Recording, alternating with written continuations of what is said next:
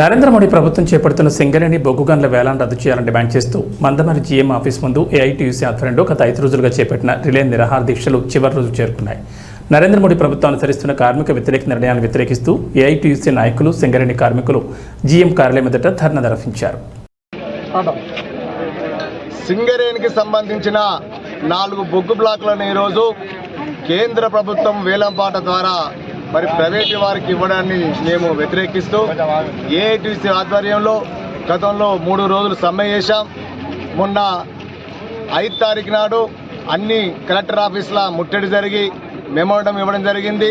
దాని తర్వాత 6 రోజులు నిరాహార దీక్ష చేయడం జరిగింది. ఈరోజు చివరి రోజుగా మరి ధర్నా చేసి యాజమాన్యానికి ఈరోజు వినతి పత్రం ఇవ్వడం జరుగుతూ ఉన్నది. మాకు సింగరేణికి సంబంధించిన ఏదైతే 4 బొగ్గు బ్లాకులు ఇలా శ్రావణపల్లి, KK6, సత్తుపల్లి, కోయగూడ బ్లాకులను సింగరేణికి నామినల్ పద్ధతిలో ఇవ్వాలని చెప్పేసి ఏఐటీసీగా డిమాండ్ చేస్తూ ఉన్నాం. మొన్న మా ఏఐటీసీ నాయకత్వ బృందం మొన్న ఏదైతే కేంద్ర కార్మిక శాఖ మంత్రి ఉన్నాడో కిషన్ రెడ్డి గారికి కలిసి వారికి విజ్ఞప్తి పత్రం చేసి మరి గతంలో ఏదైతే వేలంపాట ధర ఇస్తున్న తరుణంలో గుజరాత్, ఛత్తీస్గఢ్ రాష్ట్రాలకు కూడా ఆ రాష్ట్రాలు కోరితే మరి కేంద్ర ప్రభుత్వం వారికి గనులు కేటాయించిన సంగతి తెలియజేయడం జరిగింది. అదేవిధంగా MMDR చట్టంలో 17A కింద కూడా ఆ రాష్ట్ర ప్రభుత్వాలకు చెందిన బొగ్గు నిక్షేపాలు ఉంటే ఆ రాష్ట్రాలకు కోరితే ఇవ్వాలనే నిబంధన కూడా ఉంది కాబట్టి దాన్ని బేస్ చేసుకొని ఇవ్వాలని చెప్పేసి ఏఐటీసీగా విజ్ఞప్తి చేయడం జరిగింది. మరి ఈరోజు కేంద్ర ప్రభుత్వం 3వసారి గెలిచి కావాల్సుకొని ఇలా ప్రభుత్వ ఖనిజ సంపదను ఈరోజు ప్రైవేటు వారికి దారాదత్తం చేస్తూ ఉన్నది. ఇలా అడుగుతూ ఉన్నాం, ఎవడబ్బా సొమ్మని ఇలా రాష్ట్ర సంపదను ప్రైవేటు వారికి ఇస్తూ ఉన్నాం. ఇలా రాష్ట్రంలో అనేక మంది నిరుద్యోగులు ఉన్నారు. వారి కోసం గవర్నమెంట్ సెక్టార్ ప్రభుత్వ సంస్థలను ఏర్పాటు చేసి వారికి ఉద్యోగాలు ఇవ్వాల్సిన అవసరం ఉన్నది.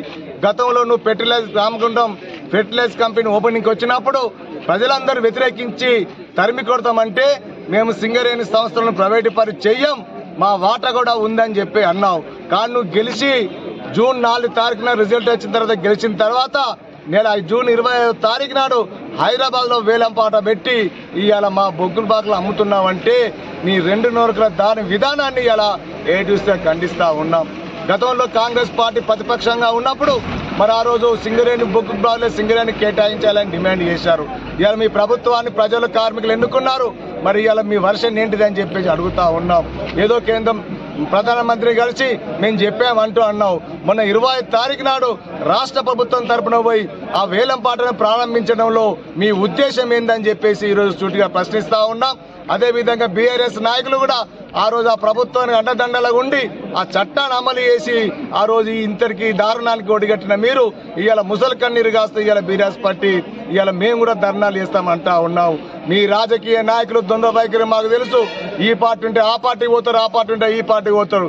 కానీ ఎర్ర జెండా యూనియన్ ఏఐటీసీగా సింగరేణి కాల్చి పుట్టిన కాంచి కూడా కార్మిక పక్షాన్ని నిలబడ్డది. కార్మిక హక్కుల కోసం కూడా అనేక మంది ప్రాణత్యాగం చేసిన చరిత్ర ఈ సింగరేణి కాల్స్ వర్కర్స్ ఉన్నది. ఈ బొగ్గు గనులకి ఇట్లా వేలంపాట వేస్తే ఊరుకునబోయేది లేదు. ఏ కాంట్రాక్టర్ వచ్చినా ఈ సింగరేణిలో తరిమి కొడతాం. మా సింగరేణి బాకులు మాకు దక్కించేంత వరకు కూడా ఇలా సింగరేణిలో పోరాటాలు సాగుతూనే ఉంటాయని చెప్పేసి తెలియజేస్తా ఉన్నాం. మరి వారం రోజులుగా సింగరేణి వ్యాప్తంగా నిరాహార దీక్షలు చేసి ఈ రోజు చివరి రోజు ధర్నా చేసి మెమోరాండం ఇవ్వడం జరుగుతుంది. ఇప్పటికైనా ప్రభుత్వం గుర్తించి ఈ ఏదైతే ఏకపక్ష నిర్ణయాలు, నియంతృత్వ పోకడలు, దేశ సంపదను నమ్మే మోడీ విధానాలు, బీజేపీ విధానాలు, భూస్వామ్య పద్ధతులు, ఫాసిస్టు విధానాలు మానుకొని సింగరేణికి చెందాల్సిన ఈ బొగ్గు గనులు సింగరేణి కార్మికులు ఇస్తేనే తెలంగాణకు ఏకైక వనరు భవిష్యత్తు ఉంటుంది. ఇక్కడి ప్రజల జీవనాధారం, ఇక్కడి కార్మికుల ఆధారం, దీనిపై బ్రతికే లక్షలాది మంది జీవనోపాధిది. కాబట్టి సింగరేణి బొగ్గు బ్లాకులు సింగరేణికే ఇవ్వాలని చెప్పేసి డిమాండ్ చేస్తూ వచ్చే వరకు పోరాడతామని చెప్పేసి మరి హెచ్చరిస్తున్నాం.